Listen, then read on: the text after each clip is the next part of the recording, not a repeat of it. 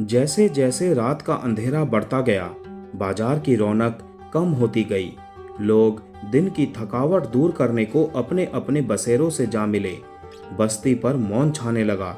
इस मौन को तोड़ती हुई एक टैक्सी सराय रहमत उल्लाह के द्वार पर रुकी। संध्या टैक्सी का भाड़ा चुकाकर कल्पना में बढ़ती हुई सराय में जा पहुंची, जहां उसकी मां फटे पुराने कपड़े पहने लोगों को कहवा पिला रही थी। वो एक आंतरिक भय से कांप उठी और डरते डरते उसने भीतर प्रवेश किया।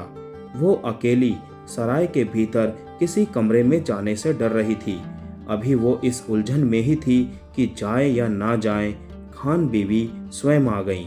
दोनों एक दूसरे को मौन दृष्टि से काफी समय तक देखती रहीं, मानो आंखों द्वारा हृदय की गहराइयों में कुछ टटोल रही हों।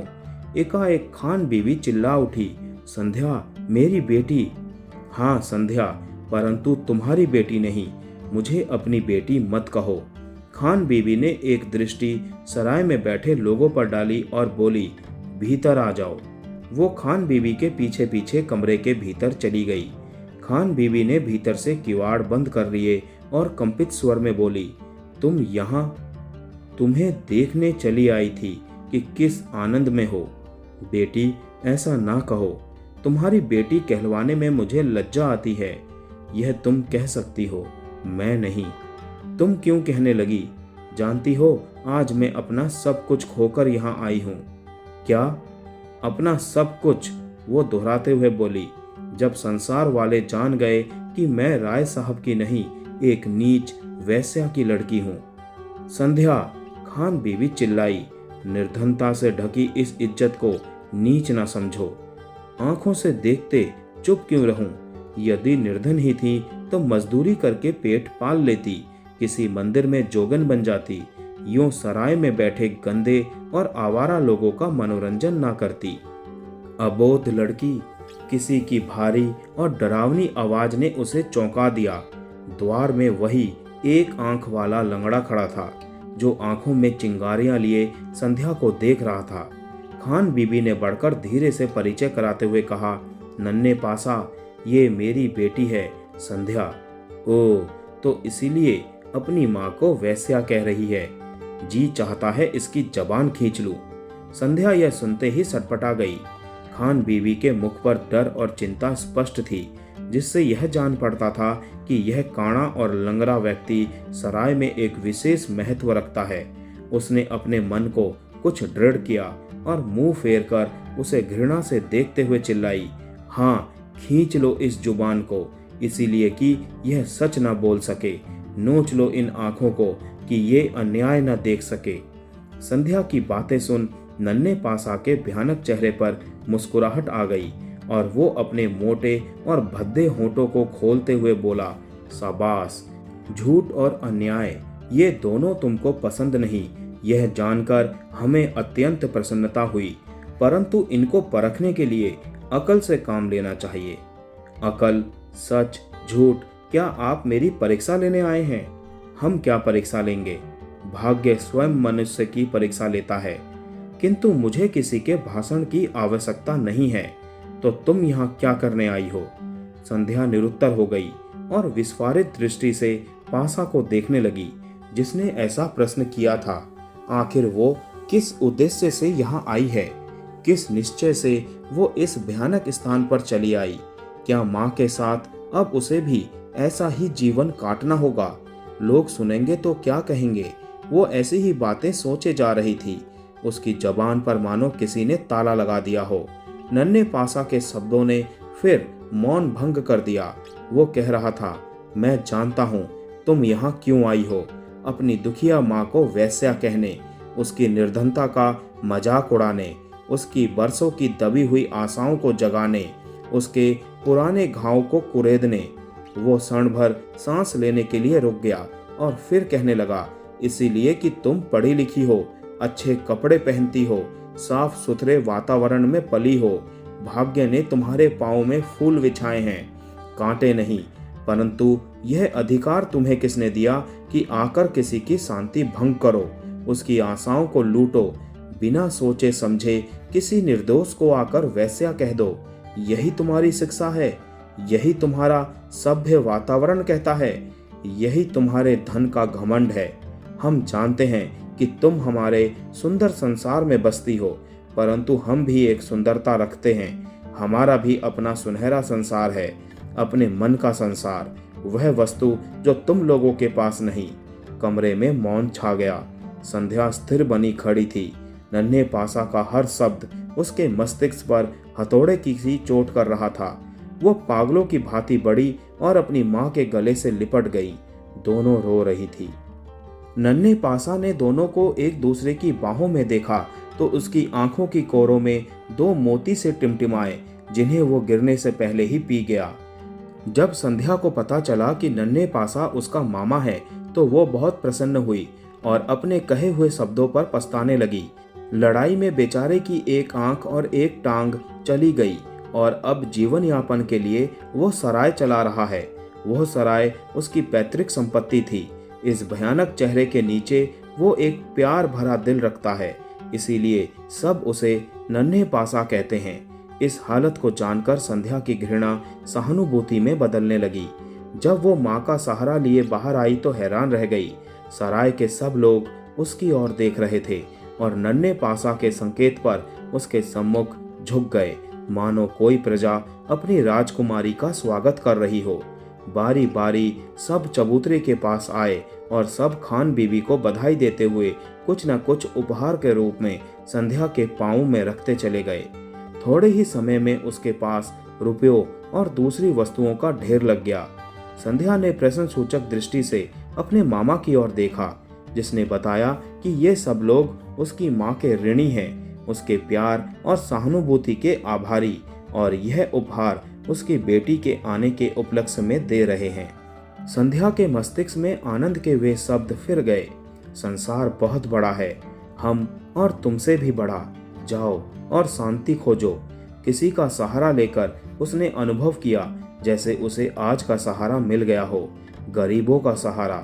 उसके मन में प्रेम का उमड़ता सागर है, जो जीवन की वास्तविक शांति का मार्ग बता सकेंगे, और वो अपने मन के नीलकंठ का प्यार बांट लेगी इन गरीबों में, एक नदी के समान, एक स्रोत की भांति।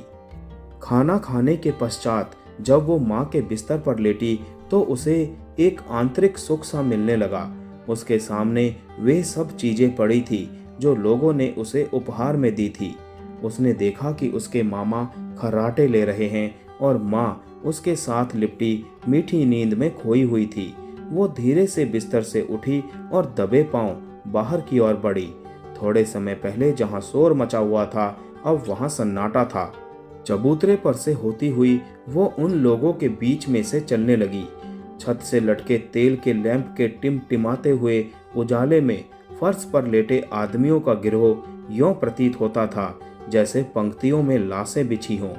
सवेरे संध्या की आंख देर से खुली। अभी तक उसकी आंखों में रात भर जागने की थकान थी। सुबह से ही सराय में चहल पहल आरंभ हो गई। कहवे की प्यालियां बजने लगी। संध्या अब इस शोर से घबरा रही थी।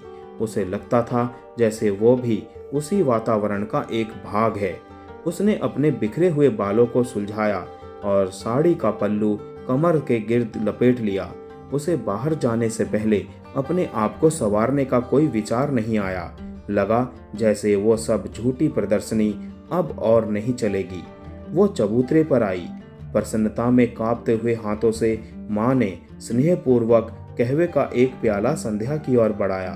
संध्या ने प्याला ले लिया और देखते हुए बोली, आप सुबह से 4 पी चुका हूं, तो 5 सही। संध्या ने यह प्याला उसकी ओर बढ़ा दिया और माँ से एक प्याला और ले लिया। दोनों एक दूसरे को देखकर मुस्कुराए और कहवा पीने लगे। हॉल में बैठे लोगों को देखते हुए संध्या ने पूछा, ये सब क्या करते हैं? झक मारते हैं, नन्हे पासा ने अपने शब्दों पर जोर देते हुए कहा। बंबई की लंबी चौड़ी सड़कों पर सवेरे से शाम तक काम खोजते हैं, कोई नौकरी की खोज में और कोई मजदूरी की। किसी की दृष्टि भोले आदमियों की तलाश में रहती है कि उनकी जेब पर छापा मारे। तो क्या ये चोरी भी करते हैं? संध्या ने फिर से पूछा। यह बंबई है, इसे चोरी नहीं कहते, यह भी एक धंधा है। वो देखो सामने छक्कन चाचा को, जानती हो क्या करते हैं क्या? संध्या ने सामने खड़े एक वृद्ध की ओर देखते हुए पूछा। अपाहिजो भिखारियों की टोली का सरदार है। उन्हें हर चौक पर बिठाने की कमीशन लेता है कि पुलिस वाले तंग ना करें। संध्या ने एक लंबी सांस भरी। पगली, ये अनोखी दुनिया है, धीरे धीरे सब समझ जाओगी। आओ तुम्हारा परिचय करा दूं। जॉन डले पासा ने ऊंचे स्वर में पुकारा। नन्हे पासा को झुककर सलाम करते हुए एक व्यक्ति उनके सामने आ खड़ा हुआ।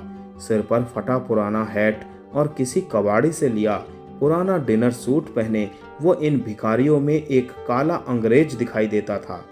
हेलो जॉन, तुम्हारा ज्योतिष क्या कहता है? एक तूफान आने वाला है, जॉन ने संध्या की ओर देखते हुए कहा। कहाँ? तुम्हारी सराय में।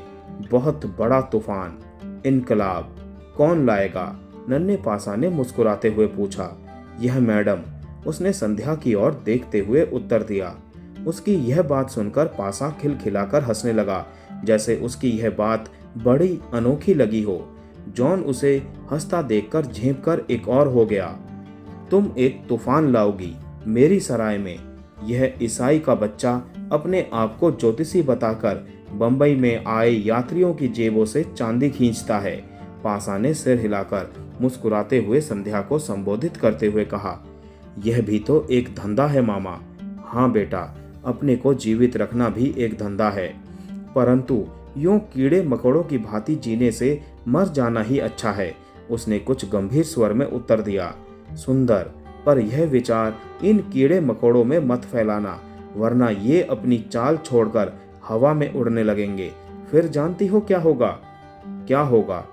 धरती पर औंधे आ गिरेंगे, क्योंकि इनके भाग्य में रेंगना ही लिखा है। तो मैं इनका भाग्य बदल दूंगी, इन्हें पर देकर उड़ना सिखाऊंगी। तो जॉन डले ठीक कहता है, यह मैडम इनकलाब लाएगी। यह कहकर वो फिर हंसने लगा। इस हंसी में भयानकता थी।